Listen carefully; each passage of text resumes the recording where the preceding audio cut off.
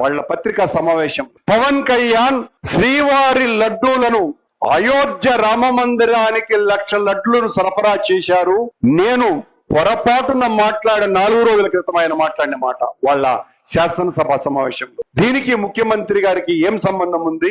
నేను పొరపాటున మాట్లాడినాను అని మాట్లాడిన మనిషి నిన్న మళ్ళీ చంద్రబాబు గారితో కలిసి కూర్చొని ఆ 1,00,000 లడ్లను పంది కొవ్వు ఆవు కొవ్వుతో పంపించి అపవిత్రం చేశారు రామ మందిరాన్ని అని.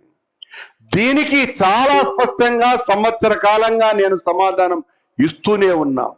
ఆ 1,00,000 లడ్లను సరఫరా చేయటానికి వాడినటువంటి నెయ్యి బాంబేకి సంబంధించిన అమిత్ షా శిష్యుడైనటువంటి సౌరభ్ బోరా అనేటువంటి వ్యక్తి 30 లక్షల రూపాయల ఖరీదు చేసేటువంటి నెయ్యిని అతను కొనుగోలు చేసి భక్తునిగా నా నెయ్యితో రామ మందిరానికి పంపించండి అని చెబితే పంపించినటువంటి లడ్లు పవన్ కళ్యాణ్ గారు.